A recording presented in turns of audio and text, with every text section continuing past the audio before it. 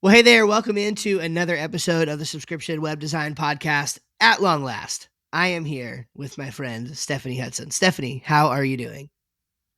What is up? At long last, over the past several weeks of rescheduling, and then at long last today when I apparently forgot how to use a webcam. I don't know. I feel like we have been to the edge of the earth and back to bring you this episode. Woo! So you should listen and very intently. Better be It's worth. going to be one of the best ones that we've ever done. I know it. I'm telling you right now. So I'm just pumped to dive in. So here's what we're talking about. Stephanie is like the white label queen. And so I'm going to even let her like define what it means to white label and all of that stuff. But you've heard me talk about white labels and fulfillment partners and all that. And this is going to be like the definitive episode on those subjects, whether you want to learn about working with a white label partner, like finally branching out and getting work done in your business that's not being done by you, or whether you want to become a white label partner to use it as a way to kind of grow your income for your own agency. We're going to cover all of that and more. So who the heck are you and why the heck should we listen to you, Stephanie? Well, I don't know about the second part, but I can tell you who I am. My name is Stephanie Hudson, and I have a company called FocusWP, which is a white label provider. We only serve agencies or solopreneurs, web designers, other people in this space. And I would just really, really love it if we could come up with some new words for what we all are. Because what are you? Are you an agency? Some people were like just by themselves in their mom's basement and they call themselves an agency. And other people are like have 5 staff and they're like, no, we're not really an agency. Are you a web designer? Are you a web developer? Are you copy? Whatever it is you're doing in the marketing space right now, primarily with web, but we serve those people. And we do that. My partner and I each have run agencies and been in the web space for decades, literally. And I'm like a web granny. I started on dial up. I'm here to tell you, like, life is good right now, you guys. So, we've been through all the pain points, all the stuff. I've been a freelancer, I've been a solopreneur, I've had a business partner, I've just done contract work, I've been an employee, a full-time employee, and now I have staff, so I'm a boss. Like I've had all of the things. So basically, whatever you're doing in this space, whatever pain you're feeling, like I've already felt it. So we're there to try and make life easier. And okay, so you asked the question, what's white label? Yeah. And for those of you who don't know, I think it goes back to, like, do you remember when you were a kid and you were riding on the bottom of the grocery cart in the grocery store and it was all the things had the white generic packaging? Oh, yeah. That's because the people that were making it weren't like taking credit for that cereal.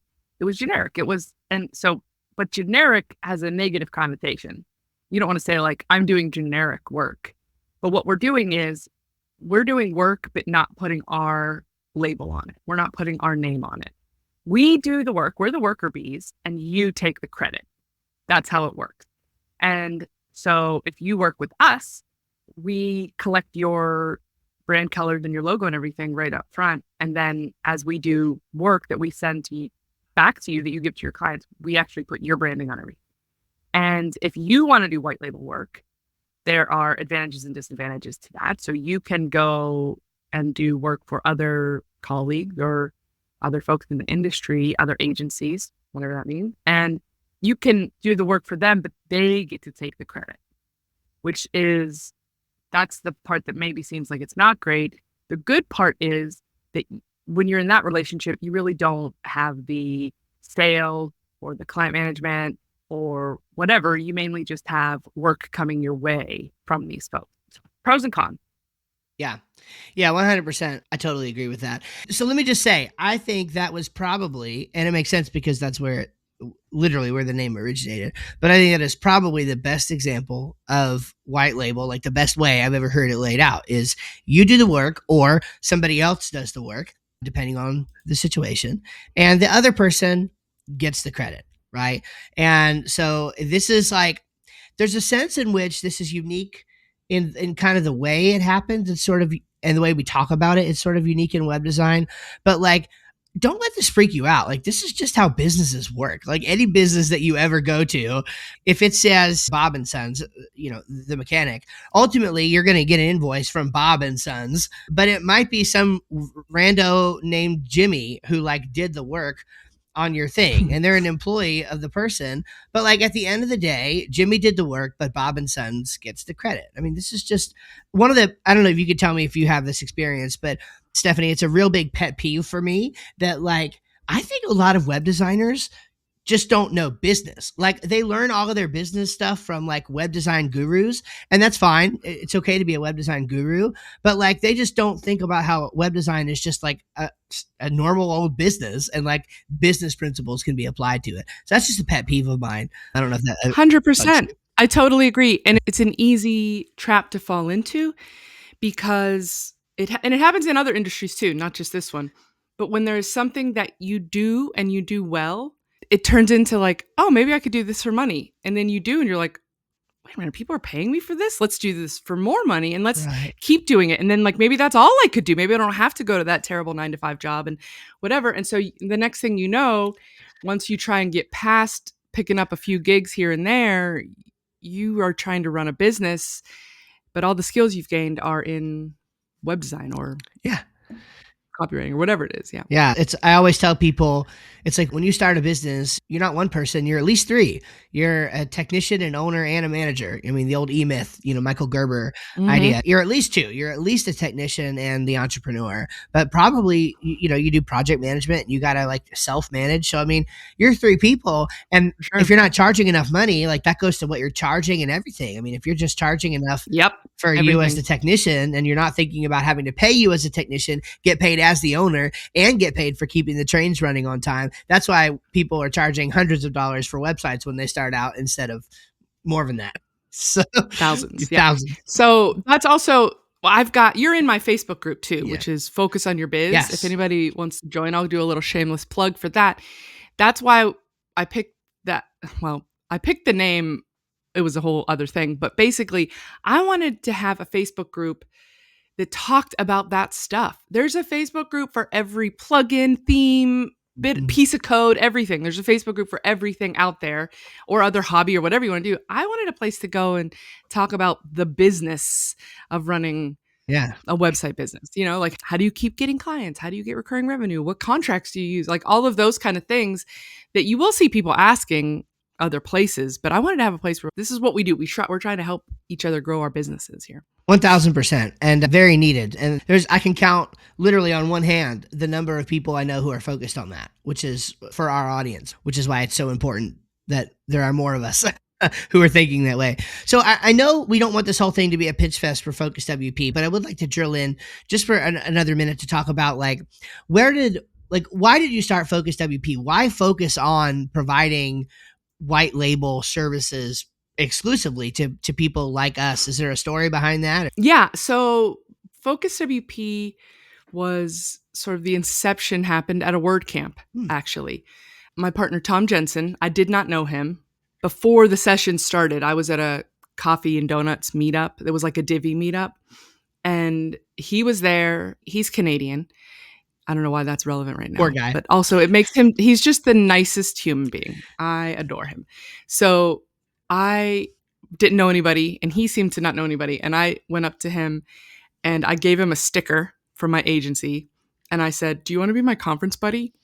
And he looked at me like I was crazy because I just asked him such an awkward question. And he was like, sure. So we got an Uber over to the thing and we hung out the whole time. And it was great. Side note, if you go to a conference, get a conference buddy. It makes such a difference. You have to have one. I have lots of other thoughts on that, but that's not the topic of this, but ask me sometime if you want. Yeah. Anyway, so in between sessions or whenever there was not a talk we were that interested in, I was telling him about my maintenance plan side of my business. This was back before everybody talked about care plans and stuff, right? So this was like, they were a thing that people hated. Like everybody wanted to just build the sites and then they didn't want to deal with it after. Yep. This is before we all realized how lucrative that could be.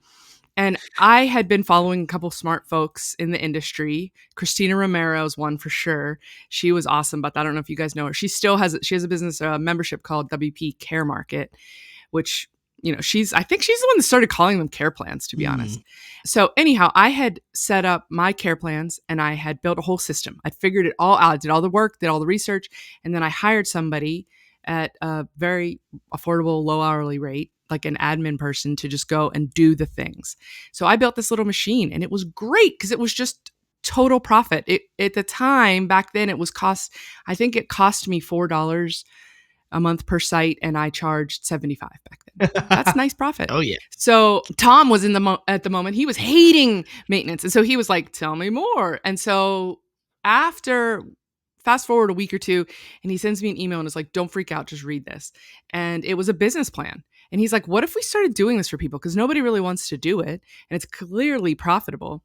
So we started out just doing white label maintenance, and we would send the reports with the agency logo on them and all that stuff.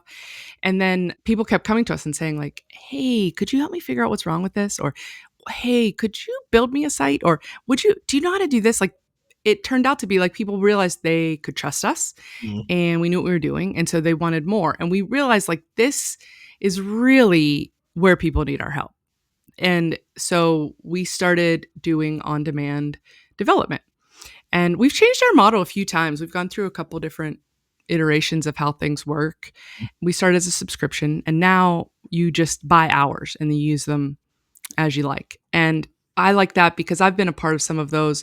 That I know subscription is not a bad word around here. It's not a dirty word for sure. But for our model, it wasn't the right thing because it's different. But anyway, so we started off with a team of developers, and now we have also designers and copywriters and video editors and SEOs and VAs. So we've got all of these little crews that you can just add on to your business, basically, Yeah. by the hour for only the hours that you need. So that's the concept. And it's a little bit tricky sometimes because I made it up. So nobody knows to look for that or knows what it is. So Sure. it can be a little tricky. But basically that's how it was born. It was born as maintenance, and then we just kept figuring out Yeah. how to help agencies. Well, I mean, that's literally a business class 101 right there. Is like you saw a need, found a problem, and fixed it like that. Welcome to business. That's all it is. But what's interesting about this is when I was first looking for somebody to do this episode, I think I posted in the admin bar, hey, who's the expert? Who do you know that's like the expert on white labeling? Because I've done white labeling a lot. It's actually a key to the success that we've had. It's a big part of that. But I don't, I'm not the definitive expert or whatever. And then everybody kept tagging you, my friend Stephanie. And I'm like, well, duh. And it's just like I didn't even realize like it because of what you just said. Like, I didn't even put you in that category as well. She's not like, I feel like you have the most official version of a white label agency. It's kind of hard to even define what it is. So maybe that's why I had trouble initially putting you in the correct category, but I'm certainly glad that everybody reminded me of the error of my ways. My SEO is a nightmare because nobody's looking for it. I bet. Oh, I bet. Yeah, I bet. Well, okay, that is awesome. So we have this awesome service. So just to kind of like put this in perspective for everybody, what this means is that you can start to enjoy the fruits of having somebody else, a trusted partner, do work for your brand, for your business, for your agency, and you don't have to worry about managing people or hiring or any of that crazy stuff.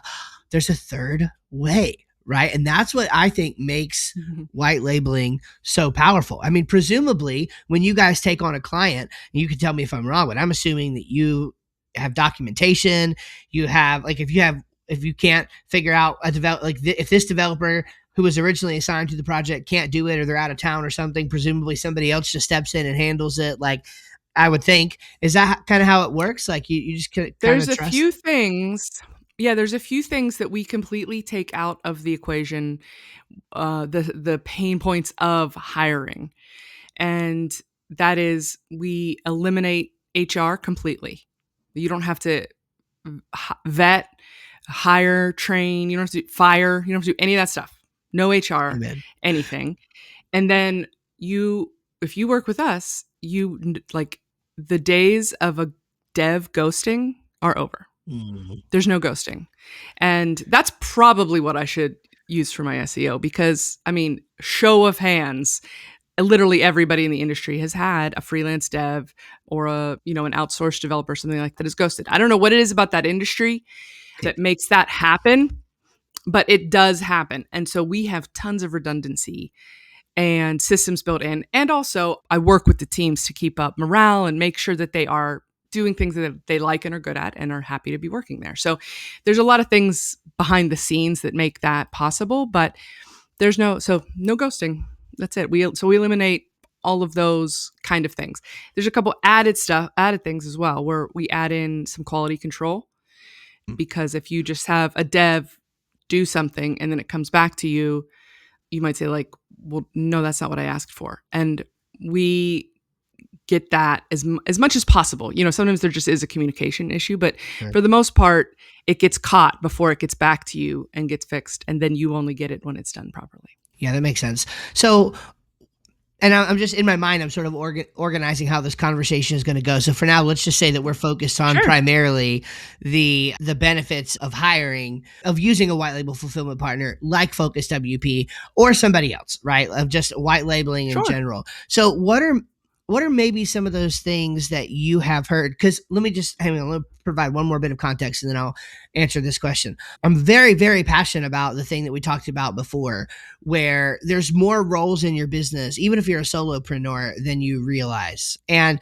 I don't know about anybody else. I didn't get into business so that I could work for an even bigger pain in the butt boss myself. And so my goal with business, and we all have different roles, but my goal was to make business something that I enjoy, to primarily run the business and then let the people in the business or let the business itself fulfill the work. So my job is the business's job is fulfilling the work for the clients. And so I teach people that's important. Like if you join in my coaching and my course and stuff, you're going to get that pretty early on, that I want you to start working with a team, hiring white label people, hiring fulfillment partners. Do you have any, I don't know that I'm going to ask this question the best way, but like the thing that I'm thinking of is like general sentiment in terms of things that you hear from satisfied clients that is like, why should some of my audience consider bringing on a white label team? That kind of thing. First of all, you just said a lot of stuff and it was all good. And I would like to add to this because I know a thing or two about your audience. I know who they are. I talk to these people. I don't know by name, but you know what I mean. Literally, like these are my people. For sure. Yeah. And if you want to have a lifestyle business where you make your own hours, you don't have a ton of pressure, and you make just enough money to supplement a primary income in your home or to provide for some other fund or whatever you're doing, or if you want to live a life where you can actually support yourself, maybe not a whole family, I don't know, maybe you could. Some people can do it. They are the outliers though. If you want to do it all yourself, that's like, don't expect more than basically that, like that lifestyle business. Right. You are not going to get rich working alone in your own business in this industry. Correct. You can at me if you think I'm wrong. Come at me and let's talk about it more. I'm always open to talk about it, but I really think there's a lot of folks out there who they love the idea of doing it all. And there is a thing about us as entrepreneurs that we're figure it outers. Yes. We take stuff apart. We like to see how things work and we love to learn how, and we get our hands dirty and we want to do all the things. That is awesome. And that is great.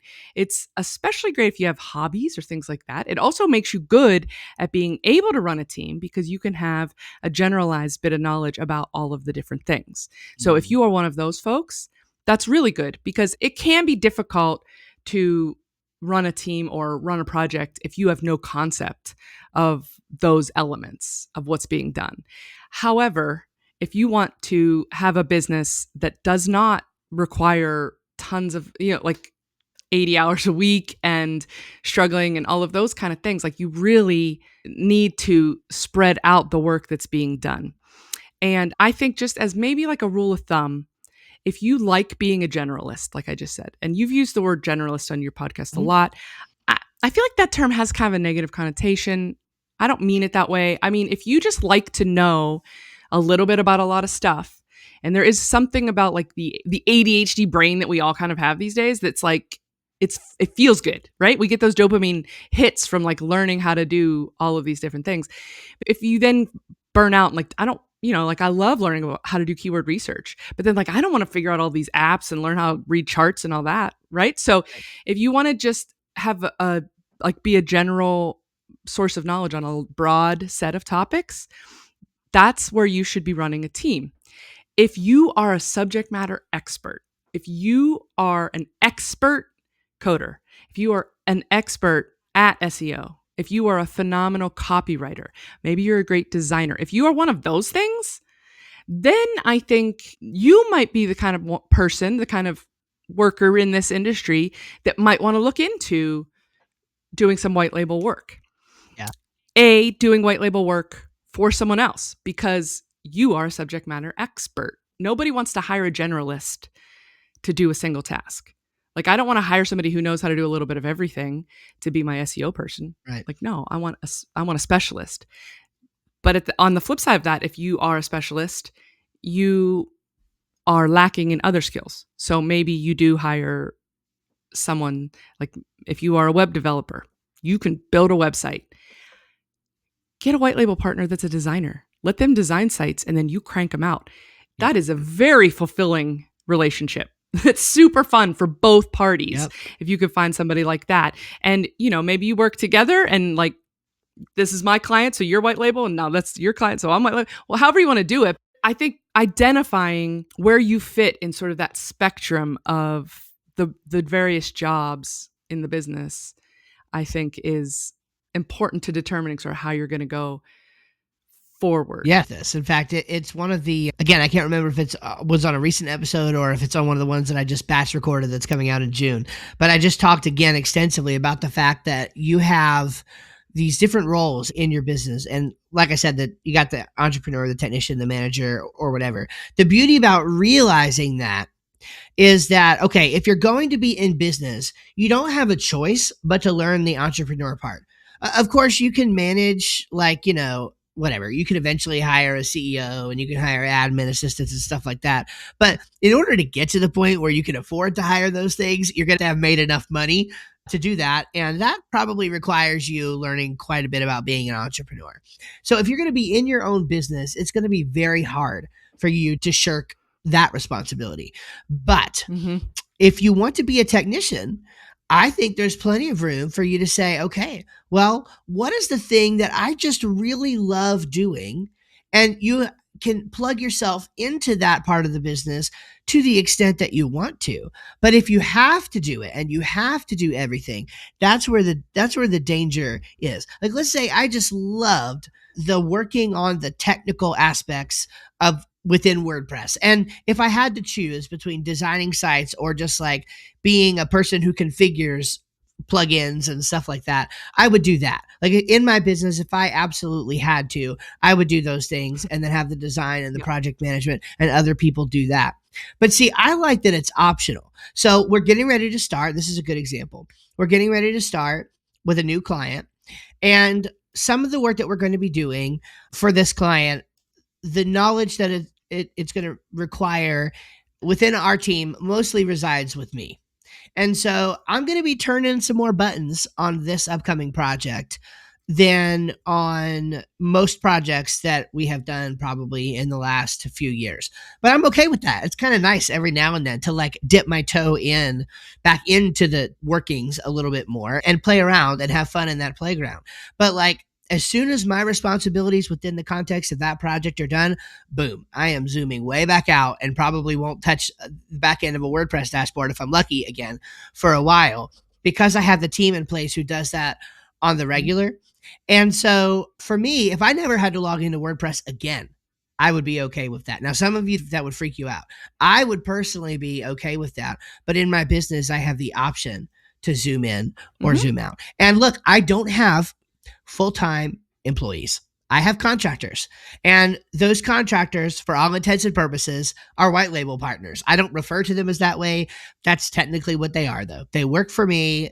I get the credit, right? They function kind of as employees, as white label. Now, I don't know how this works for you guys, I know that like within the workings of white label, like, okay, for me, I create a team environment. So my contractors talk to my clients and everything. I'm not sure if that's how you guys do it or if you guys just primarily plug into the back end. The way I usually explain it to folks when I'm doing a little walkthrough or a sales call or something like that is I say, whatever you're in your office sitting at your desk, look at the door in that room and imagine that if you open that door and walk out there, it's an entire area filled with a bunch of people at their desks that are all like experts at what they're going to do. Mm. What would you step out that door and delegate to those folks? I like to refer to us as delegating more than outsourcing because we try to be more like connected, and it's really same thing either way, but delegating seems more in-house, whereas outsourcing can sometimes have other connotations and stuff. But basically, we're your worker bees. We are your subject matter experts on all these things. We will give you advice, but we are basically doing as we're told. That said, we have a new setup that we're calling projects. Super clever. I know. Really great name. Yes. I'm awesome at naming things. Yeah. And it is where you, in addition to all of the different crews, you also get a project manager. Mm-hmm. That is a person who can communicate with your clients if you would like. Again, we sort of keep everybody in silos because we want everybody to be the best at what they're doing. And just because you're a good developer, it absolutely does not mean you're good at talking to clients and helping them. In fact, it almost means you're not. Right. Right? So there's different personality types that are good at different things. So we now have some project managers that can handle the delegating to your focus team and interact with your clients if you want them to. So you really have to flip that switch. It's not something that just happens within the course of your tickets. Well, see, I actually love this because there are a lot of people who would not want to do what I do. So I hire mostly for communication because we handle everything asynchronously, and I am a bottleneck. So I have a project manager, I have an assistant, I have a developer, I have a designer, and I call him like an implementer. He does most of like the settings configuration and plugin development and all of that stuff. So I've got like 5 of us or whatever, and each of them at various times can interface with the client. Now, mostly it's it's 3 of them. Mostly it's my project manager. Sometimes my developer and my implementer, they do, or my designer rather, and my implementer, they do. But yeah, but like maybe you don't want that. Maybe you want to just be the one who interfaces with your clients and you don't want to worry with the hiring for communication skills and all this other stuff like I have to think about. That's a whole big thing. It is. It is a whole big thing. Even though I do it with contractors and not employees, it's still a big deal. And you might not want to go through all that. And like, I think it's great that I could just go to your website, buy hours, and like, boom, I have the skills that I need all available to me, literally opening the door out of my office and there in that area. So just to put a button on this and then we'll switch gears a little bit, like, is there things that you hear from your clients in terms of like, not necessarily testimonials or whatever? I'm not looking for anything specific. I'm just looking for like, are you hearing that they're excited about all this time that it's freed up? Like, what are you hearing from agency owners that starting to open their mind to a white label experience, delegating to you all, like that is freeing up for them or helping them? The word that I'm most often sort of associate with the responses I get is relief. A lot of times people come to us. So there's sort of 2 itches that we scratch. One is we can fill a skill gap. So if there's something you don't know how to do well, you can bring us in to be that part of your business. Or we can handle overflow work. Either way, those are stressful situations. So if you have more projects coming in than you really can handle, or maybe you're going to have to turn down a project because you just don't have the bandwidth to do it, you can then delegate that and still get the markup on it. Obviously, you're making less than if you did the whole project yourself, but you're making more than if you had to tell that person no. So that's sort of that's the magic equation when it comes to some of this stuff. And then when it's a skill gap, there's a lot of, we have a variety of folks that come to us, but there's a decent section they're more on the creative side of things. They're designers, they're page builder, users, like they can build awesome sites with page builders, but when their client has a special request, something that needs configured, certain CSS stuff that's like niggling or like complicated or whatever it is, then they can come to us and have it done and not have to stress about the fact that they don't know it. So they just are like, oh, thank you so much. Like that is such a relief, right? That's Yeah. kind of the attitude. And a little sneaky benefit that a lot of folks that are new that I see and hear about is that they are, we all have all this imposter syndrome going around, right? Everybody gets it. And when you're new, especially, you're terrified. And when I try and help people figure out how to charge more and do all these things, right? They say like, oh, nobody would pay me that much to do this. And Mm. I said, yeah, but guess what? They're not. They're paying for us to do it. And Mhm. we're experts. How much should they pay for an expert to do it? And then they like sit up straighter in their chair and they're like, oh, yeah, that's right. So it can give you actually the confidence Yeah. to go out there and sell things because you don't have to be so stressed that you don't know how to do it at all or that you're going to screw something up. So it kind Yeah. of takes that away for you. I love that. I'm reminded of a saying that I heard one time. I think it was Chris from the Future on YouTube, Mm, FUTUR. He's such a genius. yeah. But one of his little masterclass things at the end of it, he said, here's the problem. He's talking to a room full of designers. He said, here's the difference between you and me. He says, you're selling what you can do. I sell what the world can do. And when I heard that, I was Mm. like, oh, the gold was sprinkling down from heaven. Right. Just, and because that is the truth. Really, the way that I've put it differently, but the way that I've put it over the years is I'll sell anything that I'm willing to manage. In other words, if I'm willing to be responsible Mhm. for the outcome, then I will sell it and I'll sell it for what it's worth. I don't sell it as if I am doing it because most of the time I'm not doing it. I use people who are Mhm. subject matter experts in what they do. And so we charge a premium. I don't have to worry about feeling whether or not my skills are up to snuff. I charge what our team can produce. And the way I Mhm. look at it, our team all together can produce something because, like, okay, a few of my people you could go hire on Upwork if you wanted to. Like, they have profiles on Upwork. Here's the difference, though: you don't get the same result just because you're working with them individually. I not only do I just use that as a thought process, but I really believe it. I really believe that Mhm. the thing that is my company, that is my agency together, that is the conglomeration of the group of the 5 or 6 of us or whatever it is now, Mhm. um, is better than any one of us individually. I'm Greater watching. than the sum of your parts. Yeah, yeah, that's right. I'm watching The Boys on Amazon Prime. I don't know if you've seen that, and Right now. it's bad. It's not good. You shouldn't watch it. Nobody should watch it. But it is funny, and I don't know. It's good in its own way. But the one guy, like the leader of the crew or whatever, he talks about the Spice Girls. He's like, he goes on the individual Spice Girls. Did you know this? Did you know? It's like they're complete losers, but you put them in the same room, and they're the Spice Girls, and it's like, Mhm. that's a huge difference. So It's totally true. yeah, I love it. Okay, cool. So let's make a sort of a shift here. I imagine we're somewhere Mhm. around halfway through, and so let's make a little bit of a shift into the other side of this, becoming a white label partner. And here's why.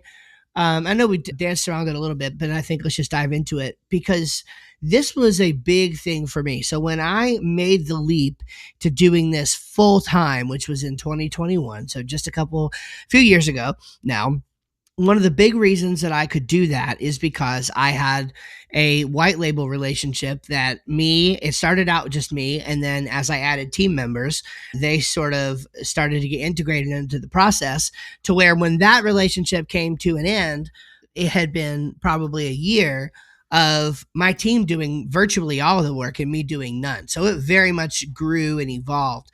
But it was because of that white label relationship that I was able to quit my full time job and build up a runway to where I could work full time to build up my clientele aside from that white label provider. So, probably at the time that I left my full time job, my white label partner was, I want to say, roughly half of my income, which is a lot, but it's what I needed to do in order to jump out into the world. So I'm very passionate about using white label as a way to start making the transition into a subscription web design agency, but also just because I think it could be the kind of thing that is more fulfilling for you. I mean, I know some people who have trouble with the sales conversation, that is required in business, and they would love to have a sales conversation that was more of talking about their skills with another agency owner, right? And so that the agency owner can handle the clients, and then you just get clients from the agency. So I'd love to just dive into that a little bit. Any thoughts that you have, sort of just to kick us off generally here, and then we can dive into the specific.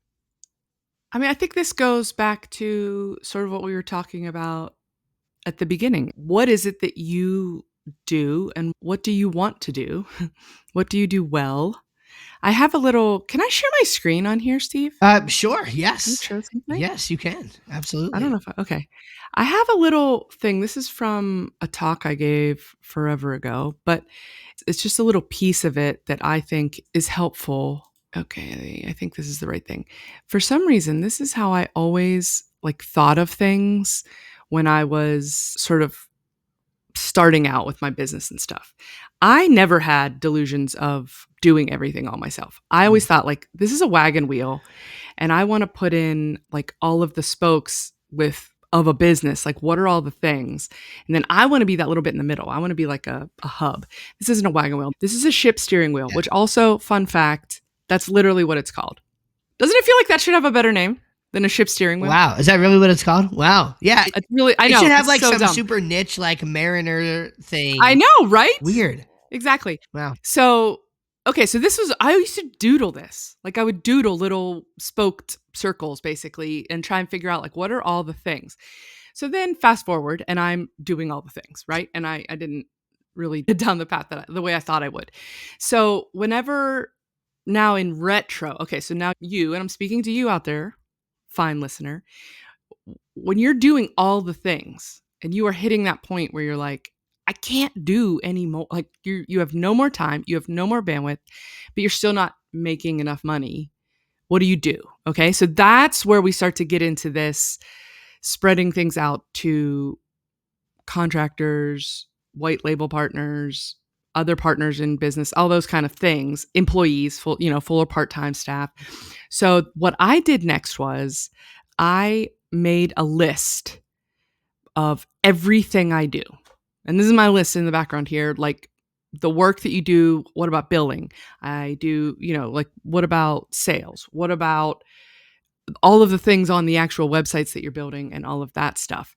And then I came through and made some highlights on it and said, what do I like doing or am I good at? And what do I not want to do? And it's maybe a little less than half is green that you can see Wow. here Yeah. if you're watching, right? So then and I think this is just a really good exercise to help you to sort of see what's happening in your business and your day-to-day thing.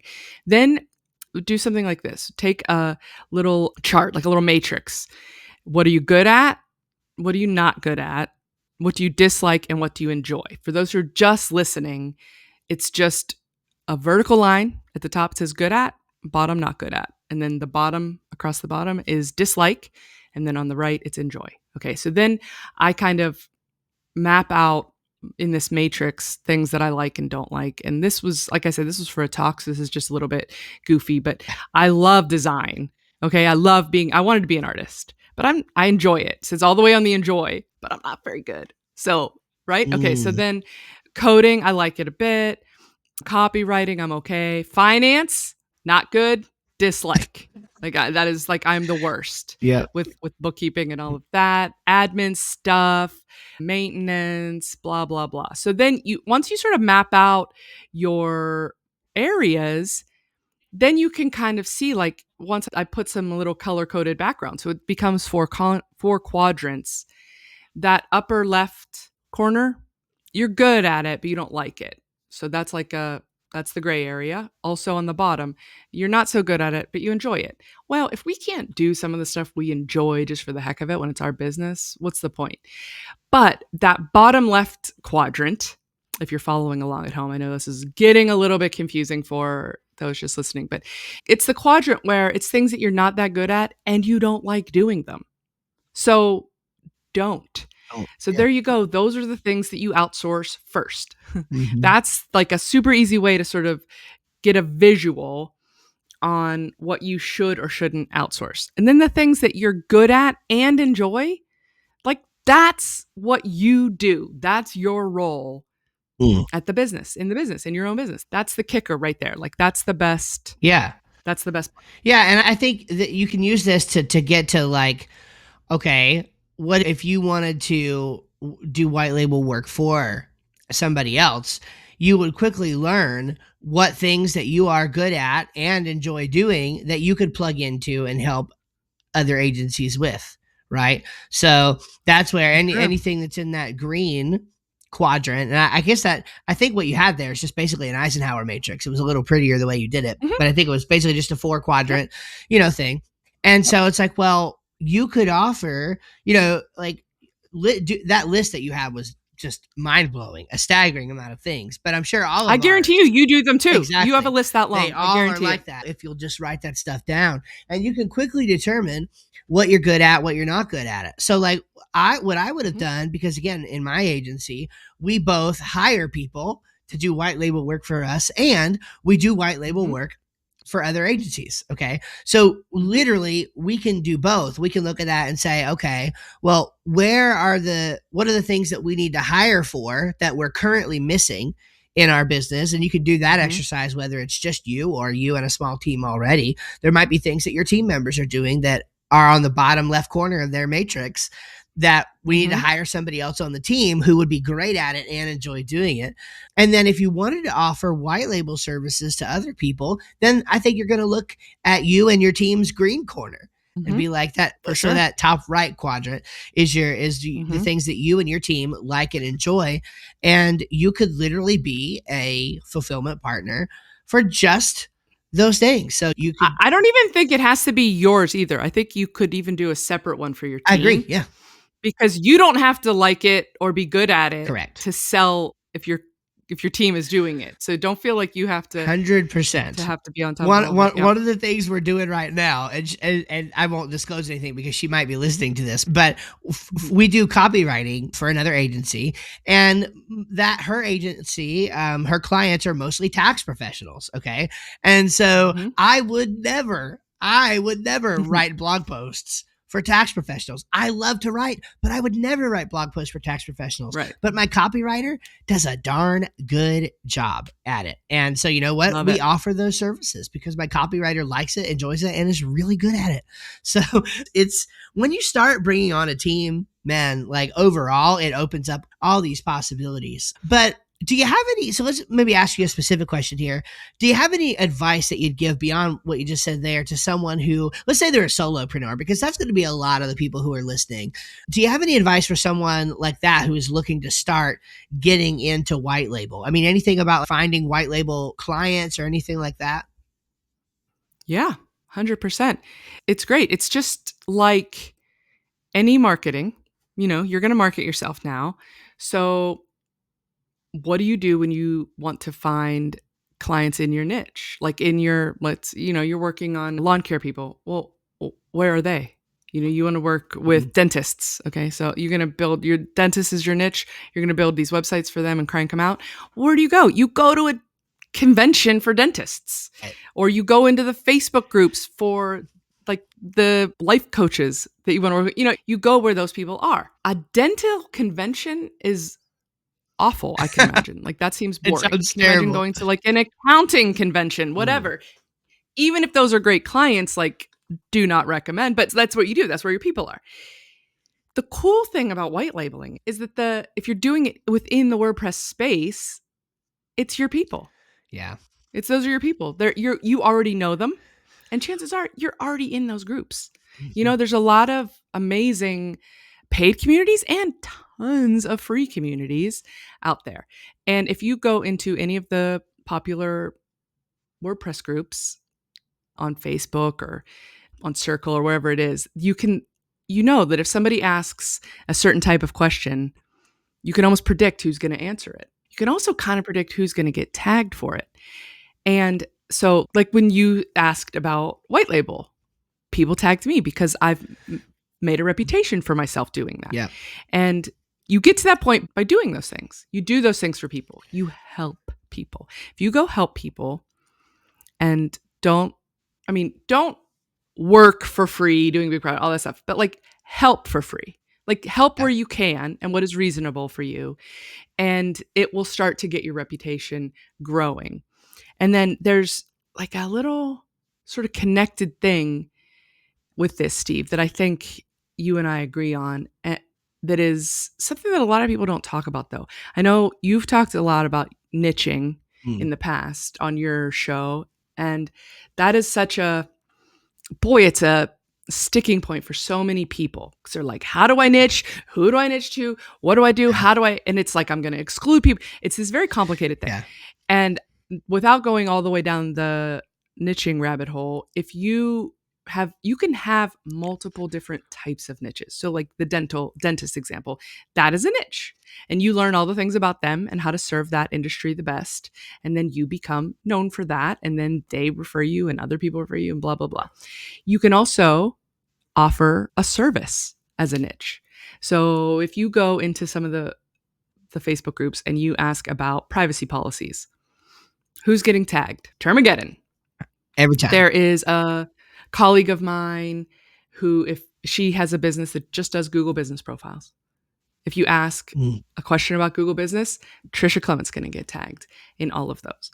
You know the people that are going to get tagged if somebody asks a question about SEO, about And web different design. tech.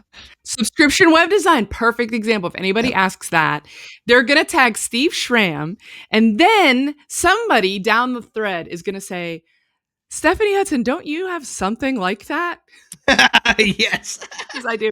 It's different. But yeah. And so basically you can, if you could shift your mindset a bit, that is also a niche that you could pursue and build a business around. Like you could just do one thing Yeah. Yeah. and Yeah.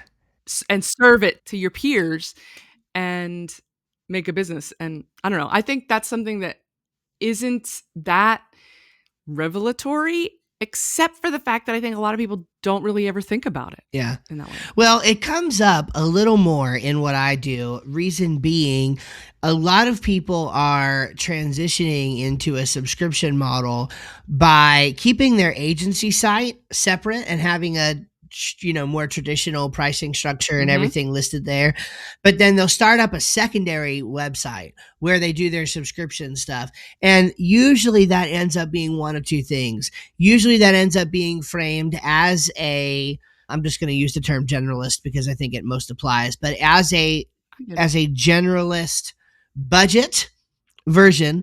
And I know you have some thoughts about that, and that might be a good transition to talk about some of that stuff.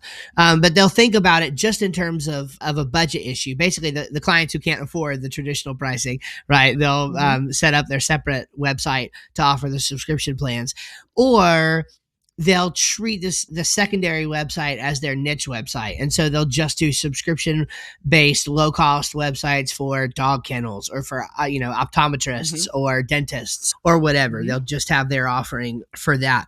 So that's been sort of a gateway to beginning to talk about this idea of niching with an offer rather than an overall audience. The only problem that Mm-hmm. you have with that, if there is a con to it, is that your marketing can kind of become divided, a little bit. But I do think it makes sense for having, let's say that you wanted to present yourself or your agency as available for a white label relationship with other agencies. In my view, Mm-hmm. I think it makes sense to have a separate niche almost website even for that, separate from your agency that you would just work with Bob and Sons mechanic down the road, right? I don't know if you have any specific thoughts on that, but I think it can be helpful to sort of separate them in your mind. Yeah. I mean, I think it depends. For me, I have FocusWP and then I also have an agency. Yeah. And they are separate companies, so that's a little different than what you're talking about. Right. But I don't know. I didn't have this question ahead of time, so I haven't really thought about it. But I want to say, like, my shoot from the hip response to that is that it depends on who the audience is. Mm. So if you are serving the same audience, like if you are serving dentists with full website projects or a white label tiny thing that you do all for dentists, then I think you could just keep it all the same thing. Yeah. If you have different audiences, that's where you might want to start keeping things apart. because then that's where it starts to get confusing and maybe convoluted. Does that make sense? Does that Yeah, track for what you were saying? I think so. I think so. I mean, like for me, it's really confusing in my world right now because the business that I started, the web design agency has been North Mac Services for 8 years. Well, Mm-hmm. I just rebranded and split out into two brands, except now I still have a lot of the admin stuff, all the invoicing, billing, my email address and everything is still under North Mac Services. But now I have these other two companies, one that is sort of more generic Skyview marketing. It's more local focused, more generic stuff. And then I have Mm-hmm. pro membership sites, and that's our highly niched site for the membership industry. So I think there's a pretty good example where like the whole reason I did Perfect that, example.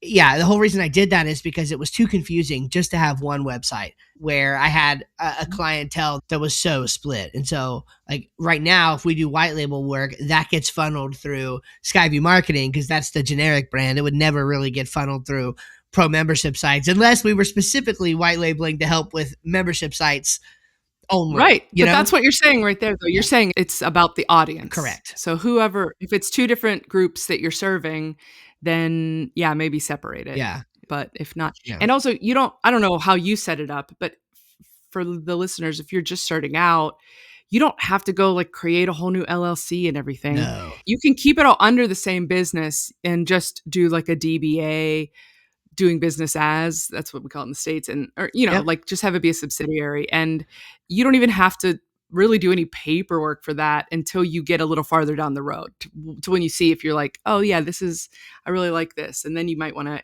ask your accountant or your attorney or something. But Yeah, yeah, yeah. Okay. Well, we don't want to get too much into the again, weeds of that. also remember who's giving you advice on accounting. Remember my matrix. True enough. True Do enough. not trust. Yeah. Do not trust any of that. Yeah. So okay, cool. So there's some other things that I wanna talk about real quick because I do want to tie this back into the subscription web design thinking to the recurring stuff, and so maybe we can wrap up some thoughts on the white label stuff and make a quick shift into the recurring revenue and maybe even touch on AI just for a second before we close this out. Yeah. So I've this has been an exciting conversation so far, and I think it will be very, Fun, very, yeah. very helpful for people. So here's one thing, and we'll just kind of bridge them together. So for me, when we do white label relationships, we typically do them on a recurring model. And that might be a little surprising because I know a lot of people do white label like by the project or just by the hour. We've done most of our white label work on retainers, actually. So, yeah, we treat that as a way to sort of build them up. But I know you have a lot of thoughts on recurring revenue, and you even have a way, I want you to share this because you even have a little way of thinking about the subscription web design stuff that's different from how I do in some ways, but similar in some other Yeah. ways. So do you want to talk about that a little bit? We're gonna do the cage match. We can do the cage match. Let's do it. Steve and I went head to head on Divi Chat way back when, and in the groups too. Yeah. So we each do something that is technically very, very similar, but we both approach it in a very different way, Mhm. which I personally love. Obviously, we don't fight about it. No, of Like, we course. love it. It's, Yeah, like it's, it's really it's not a cool real to cage see both match. of them. No, most boring cage match ever. Right. I call mine a website lease as opposed to a subscription. And my reason for that was because when I thought of a subscription, and this is not dogging Steve, like you guys are following him for a reason. He knows his stuff. This is just me. And again, we all own our businesses. We get to make the rules. So it's fine. So right? So I thought of the subscriptions that I have. Netflix, right? Prices keep going up, but it's still like what, 15, 17 bucks a month. Subscriptions to like a magazine or to whatever. There's millions of things that everything's a subscription now. Even if you subscribe to like a clothing box or a makeup thing, whatever, most of those things are well under $100, under $50, even under $20. So to me, I was like, that I don't want to like be associated with a low cost. And again, it depends on what you're going for and everything too. But so I was thinking about like a car lease, and nobody expects that to be cheap. Mm-mm. And nobody also expects it to end. A subscription, you don't really necessarily expect that to end either. Right.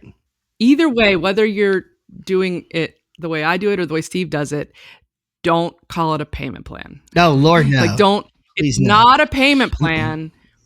it's one of these other things, because what you want is for these people to just keep paying you forever. That's the plan. Yeah. So basically, if you've got a lease I set it up just like a car lease.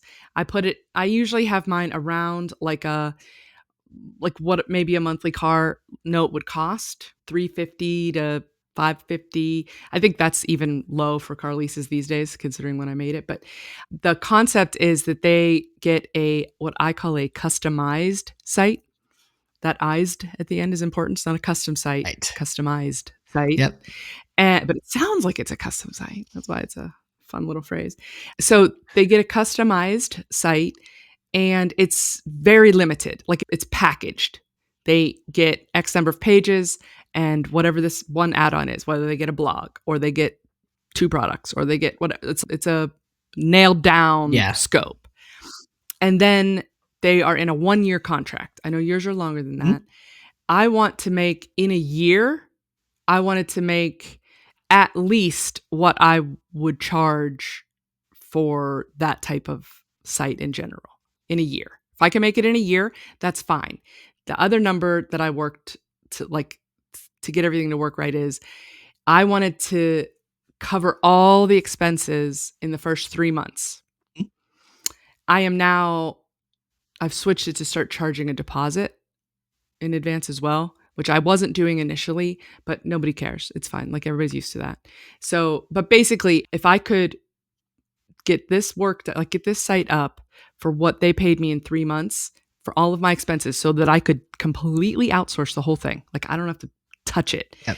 I can just outsource it and I get my money back in 3 months, because I figure, unless you like end up in a coma, which happens sometimes, you guys, you never know. You are probably going to stick around for 3 months, right? Right. Like, if you're going to renege on your contract, it's probably not going to happen in the first 3 months. So I just at least wanted my butt covered. And then if you get past that, then let's just keep going forever. So Mhm. those are sort of my like ways of structuring how I priced it. And then I Yeah. did it just like a lease. So whenever your year is up with a car, you have 3 options. You can go back to the dealer and get a different car. You can keep that car, or you can pay money to own your car, get out of your lease. So I will, if they want to just keep their same car, their website, I'll add on another thing. I'll add something onto it or give it a refresh or whatever. Like, I'll do something. Like, it's not just Yeah. let it float. Um, or they can just shut it down, basically, drop off the keys and walk away. If they want to keep it, if they want to take it away from me and go host it someplace on their own, which nobody has done yet, but I have a fee to buy out their lease. Yep. Yeah. So that's like the basic structure of how that all works for me. Yeah. What's funny is like a lot of my audience is going to hear that and be like, "Wow, I'm hearing a lot of familiar stuff."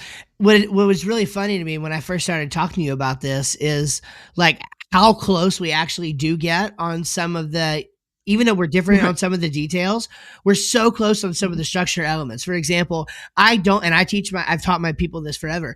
I don't refer to it as a subscription with clients. Subscription web design is a Gotcha. inside baseball thing, right? Yeah, yeah. I refer to it as lease to own. And that's where you and me Mhm. differ, is in the way we structure it. But like for me, the 18-month period that I had come up with, it was the same idea. It was, I want to make minimum in 18 months what I would have just charged for Mhm. the project to start with. Everything else is gravy.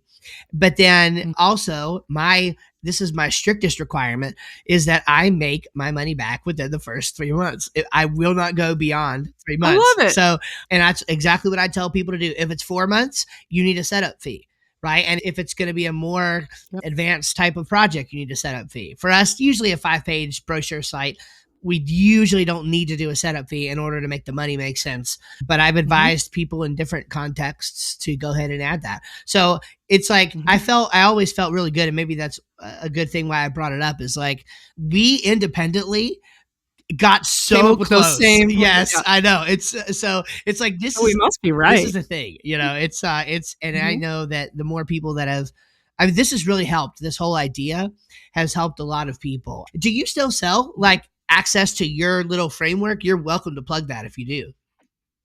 Yeah, we actually have it on our site because I built this to just be a productized thing. I have it on my site and I did it so that there's no proposals, there's no anything.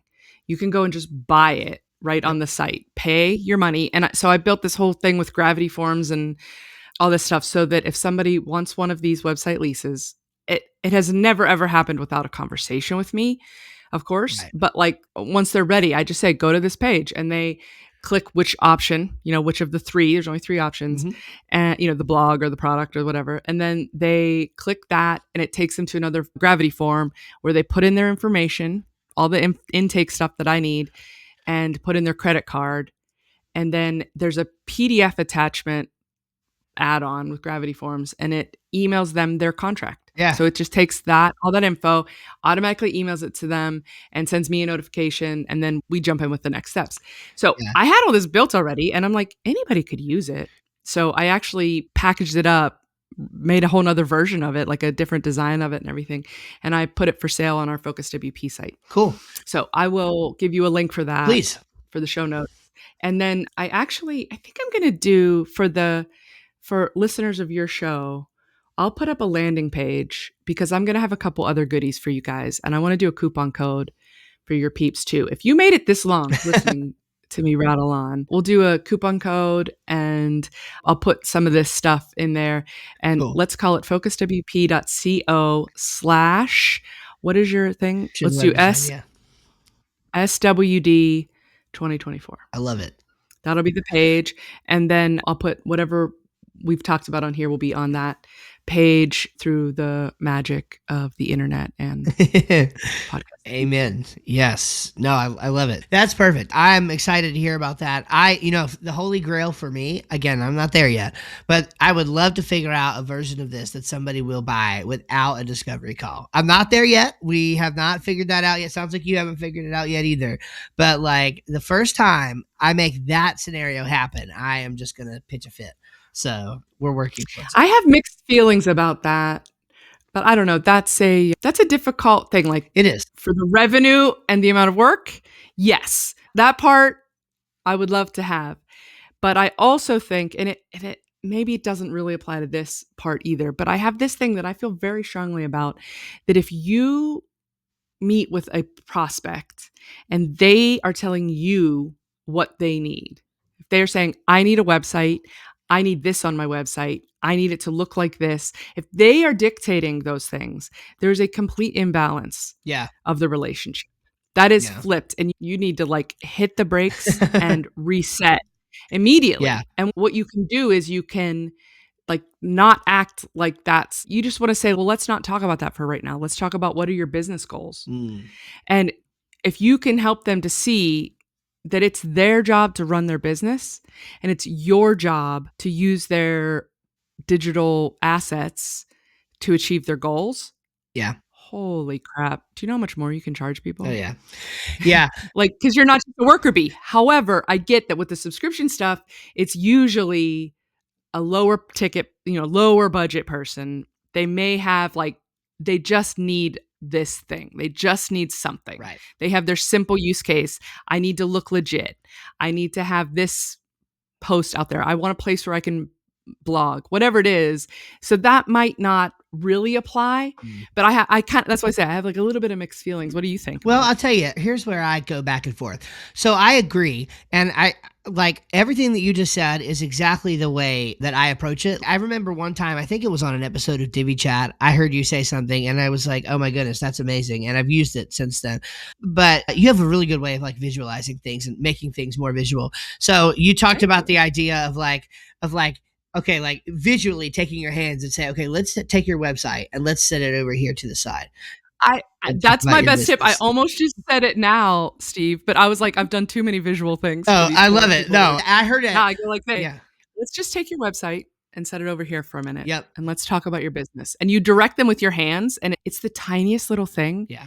It has not failed yet. Yeah. It works so good. It's amazing. So I'm the same way. I think that's important. However, there is one fascinating counter case study in almost every way that they have got this figured out. And that is Design Joy. Have you heard of Design Joy? No. Oh, okay. Wow, surprising. Okay, especially given how big on recurring revenue you are. So this guy's name is Brett, and it's the biggest. The video on my channel that has the most watches is me telling people not to do what Design Joy does. So I'm not saying we do what Design Joy does. I'm just saying they are a fascinating case study counterexample. Oh, it's design as a subscription. Okay. It is, but it's $5,000 plus a month design as a subscription with 0 calls. The whole project management system is a Trello board. The one guy, Brett, allegedly is all that runs it. And I mean, he's famous for making lots of money and whatever. Like, that's his whole thing. Again, I'm not his biggest fan. So I'm not saying to necessarily be his biggest fan. But the thing that he'll do is he'll give you a 15-minute discovery call at the very beginning. But 15 minutes is, about a quarter of the time that I spend on most of my discovery calls, it seems like. And Heck, we couldn't even get on a video together at 15. exactly. So it's a really puzzling thing, because this is not low cost design subscription. This is a high cost design subscription with virtually no meetings, where there's no leadership involved. It is him just literally getting in tickets and then reacting to the work. So hear me, I am not saying that is the model we should strive for. I don't teach that model. I literally have a video saying don't use that model. But there's aspects of that model that are intriguing to me, that I think perhaps something can be learned from. And so I don't know. I mean, the guy takes orders for a living, but he makes $5,000 a client per month for doing it. So it's kind of an interesting. I don't know how many clients he actually has. Yeah, I would love to know that. So he's got the it's unlimited, and this is what I call linear unlimited. Yeah, because it's not really unlimited. unlimited. Yeah, I've used Dear Designer before. I have too. They're excellent. I love them. Mhm. Tiago's the owner. He's a great guy. And he has a lot. I've heard him give a talk actually about what unlimited means, how you can use it. But basically, I call this linear unlimited because you can only give them one thing at a time. Yep. And one of our struggles that we had with using that model as a vendor was that it invariably was we had 3 things we needed done immediately or nothing. It was so frustrating. And so if you're not, I mean, there are scenarios where you can make any of these work for you, theoretically. But yeah. And if that guy's making $5,000 a pop, hopefully he's doing good enough work to justify that. Whatever, who cares? But for me, I didn't want to limit people in that way. Right. By having it be like one thing at a time. Yeah. So I don't know. I mean, you're not really yours isn't it's a subscription, but it's not a service. Right. Right. So it's not comparable in that way. Right. So is the issue with his model that you don't like that he just has no communication with you? Oh, no, I think the issue is that there was a lot of, he's very loud about how much money he makes and about all these things. But then there were people who kept having a bad experience, and people would post about those bad experiences online. So it was kind of feeling to me more like an emperor has no clothes sort of thing. And I teach people to have that leadership aspect, right? To be the web guy, to walk them through.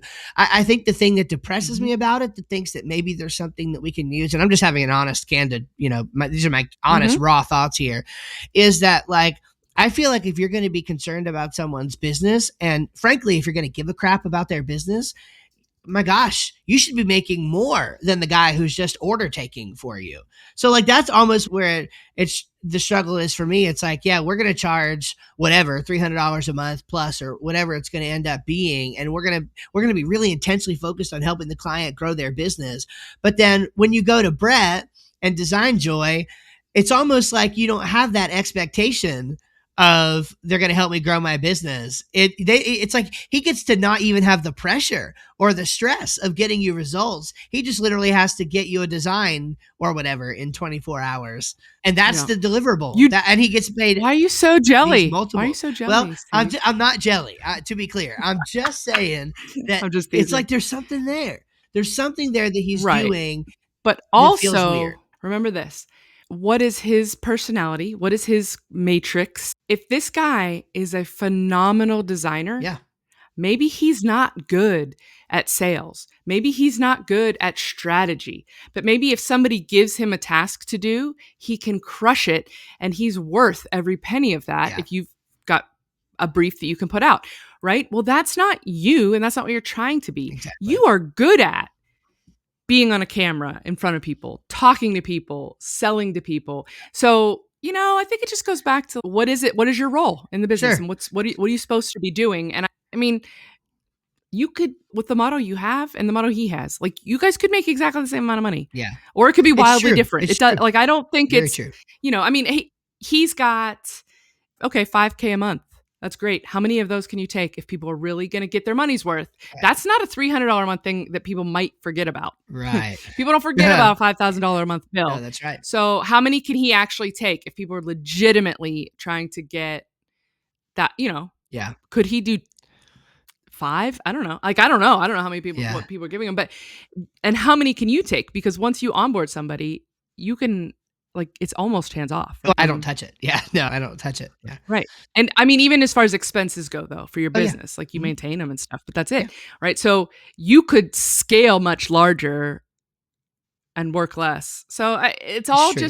it's all math. Yeah. Yeah. And Yeah. identifying your correct brain type. Yeah, I think so. Just to put a pin in this, I think, to be clear, I'm not like, and I know you weren't actually calling me jealous. Trust, I know you were just kidding. I know. I'm just. I know that, but I do want to like kind of objectify this a little bit. That I actually am thinking more in terms of, like, philosophically. Like, it seems just plain wrong that somebody who is just focused on providing a graphic and a turnaround time of 24 hours, right, can make, say, 10x, the amount of money for doing that, as you being focused on somebody trying to help them actually grow their business, right? But I know it's a value thing and value-based pricing, and the kind of organization that's hiring him can absolutely afford to pay that. And it's almost like they're treating him like an employee in their business. And I don't want to do what Brett does on a daily basis, but I do just find it it's almost like a philosophical, just plain wrong sort of thing, that we can't make that kind of money. Let me frame it this way. Let me frame this to you. You can, Steve. Well, true. You can. Fair enough. Yeah. Not per client. Right. But he never gets to be hands off then. Right. That's true. That is if he's a one-man show, he does all of the work, and he's promised to deliver in 24 hours. He's on call every day. Yeah. That sounds miserable. Right? So that's just not your business model. Yeah. But also, let me just reframe it and tell you how you can also frame this for yourself. He's 5K a month is $60,000 a year. How much does a high level professional designer cost as a full-time employee? I would say $60,000 is low. 100%. Yep. You'd probably pay double that easily, depending on where you live and all that stuff, right? But what if your business needs design work, but you don't have $120,000? You can't make that back, but you want somebody that's, like, on your team in-house, but you don't want to deal with Upwork and people being flaky. So you've got a committed person who's high level.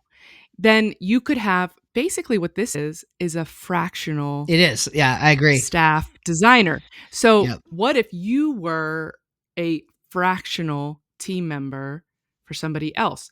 Now, to be a web developer, that doesn't necessarily work. I mean, unless you're working a fractional position for another agency or something, that's kind of complicated. Weird, yeah. But fractional marketing, that's a thing. Is for sure a thing. For sure. Yeah. For sure. So if you want to help people with their business, building a website is a piece of that puzzle, but it's one piece. Yeah. Like, that website is not going to change their lives unless there's some marketing behind it. And so if you really want to do that, like, charge them $200, $300, $400 a month for this subscription, and then charge them $3, $4, $5, $6, $7, $10,000 a month to run their marketing. Yeah. And I guess I should be clear. I think maybe you're just helping me realize, I mean, we already do that. So, I mean, we have clients who are. So this is what I'm saying to you all along. I'm like, yeah. You are doing this. Like, you are able to do this, and you are 100%. Doing it. So good point. Good point. Much needed corrective. Okay. I've taken up so much of your time. You have now given me a coaching session, a kick in the pants. I love it. No, this has been fantastic. Can I have 5 more minutes? Do you have 5 more? For sure. Okay. Yeah. All right. Let's talk for 5 minutes about AI, because I get this question a lot, and I know you're passionate about it. I'm passionate about it. We could go all day, but we don't have all day. I'm interested in the fact that tools exist now that will put together a better website than I would have been able to build when I was first starting out, for sure, by AI. In fact, me and a buddy, we started a business recently doing like production, music production and stuff like that. And we joked because I had the website done in less time using ZipWP, Adam Preezer's tool. I had the Yep. website done. So good. So It's fun. fantastic. It's really good. I had the website done in about 10 minutes. I had it done in less time than my best friend. He was using Photoshop working on the logo. I had the website done before the logo was halfway designed.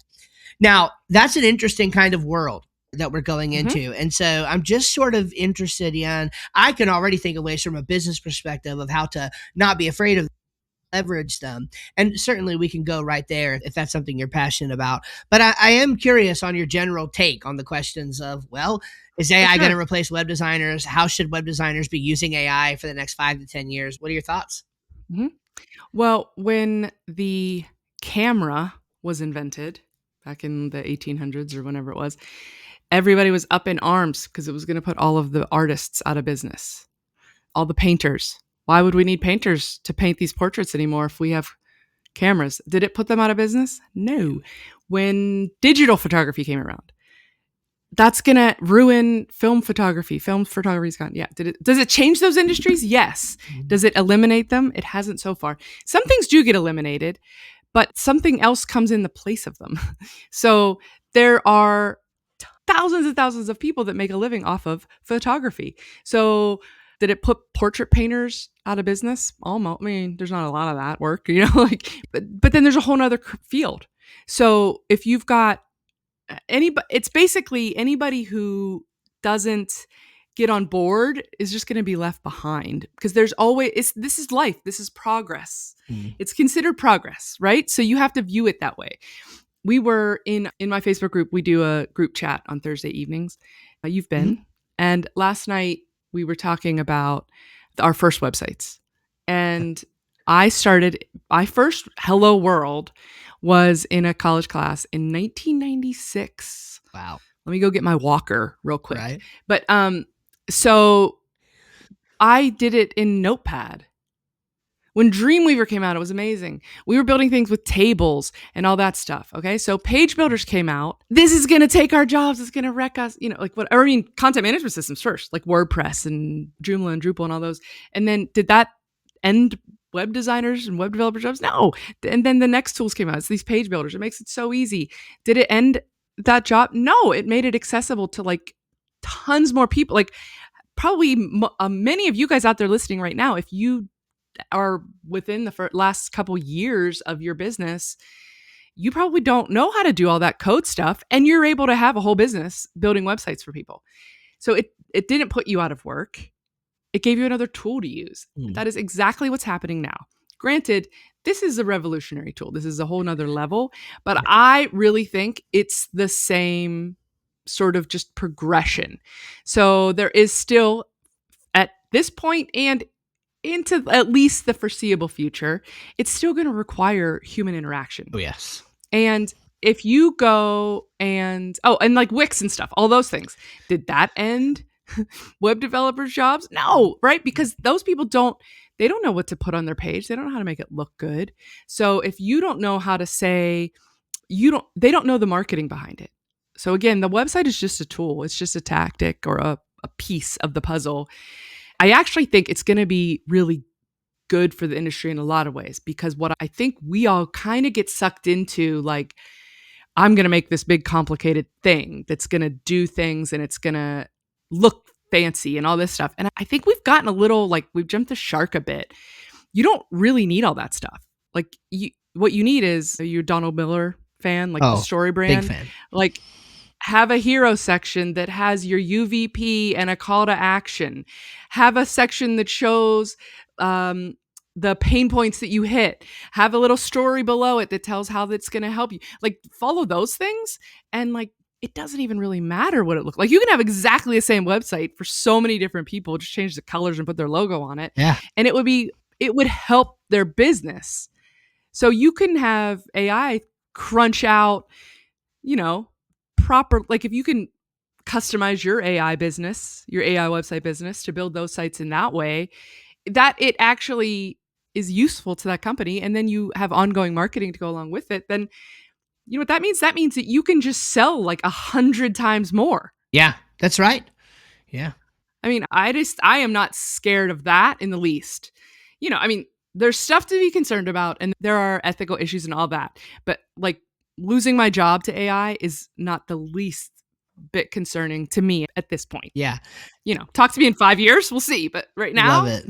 I think we're good. Well, it's like I always take it back to like, you know, Google, and I mean, there's still people who just don't know how to like use search engines properly all these years later. And like it's a Mhm. skill. Like with AI, me talking to AI versus, and I don't mean this in like a negative way at all, because my wife is actually very smart and she's a business owner and everything. But like if I was talking to AI about building a business plan, and my wife was talking to AI about building a business plan, because I am a true business just nerd, I have I know questions to ask. I can have a conversation with AI that is Yep. so wildly different from what she could have. It's unreal. So the other day, me and my buddy, who were business partners in a couple different things, we're working on kind of rebranding one of the things that we do. And we were coming home from Atlanta from a Braves game. We had a couple hours in the car. We talked to ChatGPT the entire time. I told it that it was going to be an expert in story brand.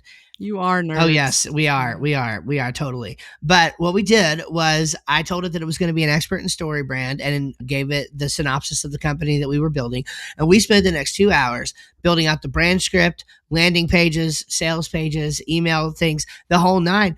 And that conversation, like, I mean, I built from that. I took the next day and I built a website based on my Mhm. conversation with ChatGPT the day before. And the reality is that conversation, that business plan that we put together, somebody else, like you probably could have talked to the AI and gotten that result out of it. But I know plenty of people who would not have been able to. And so it's a skill like anything else. And I have a buddy who Yep. is a SaaS founder in the AI space. He's doing very well right now, a little overwhelmed, but doing well. And Yeah. one of the things that he says is AI, for the most part, AI will not take people's jobs. It's people that know how to use AI that will take people's jobs. And so knowing how to use it as a tool is, I think, the chief way that it's going to make an impact in our industry. So, yeah. Yeah. Cool. Very good. Well, that is amazing. Okay, here's what I want to do to kind of take us out. Let us know one more time exactly where we can go to get up with you on all the things. Remind us of that coupon code. And then maybe Sure. in so doing, maybe give a quick pitch for your vacation service, because I think that's one of the coolest, most Oh, right. unique Yeah. things about what you guys do. So I will put some more info on it. I'll go to focuswp.co/SWD 2024. And on there I'll put a link to the video of this for those of you who are just listening. Yep. and then I'll put a coupon code and a bit of other things, some of the stuff we talked about here, just for easy access so you can find it. And I will give a little discount from the coupon code if you want to try us out for any of the stuff. And what was the other thing you Oh, said the vacation to service. say? Oh, the Yeah. vacation service. Yeah. So in my whole like path of being like, I know the pain. When is the last time that you, dear listener, again, have gone on vacation without your laptop? When's the last time? When is the last time you took a day without your laptop? I mean, some of us, it gets a little crazy. Mm. Even if you don't use your laptop, but you have to have it with you for an emergency or whatever. So I came up with this idea since we were already maintaining people's sites, we already had access to them and all of that. I said, what if we offered to just, it's like vacation service? Again, I'm really awesome at naming things. I should call it a babysitting service or something, like client babysitting was my other one. But Love it. basically, you can sign up in advance and you pay per day and it's cheap. It's like $40 a day, which is $200 for a week's vacation. Mm. No, that's wrong. That's It wrong. is wrong, but it's still It's not that what much. five times. Yeah, no, five Or times oh, four is it? is 20. Yeah. 200 bucks a Yeah. week, and you have got somebody on call.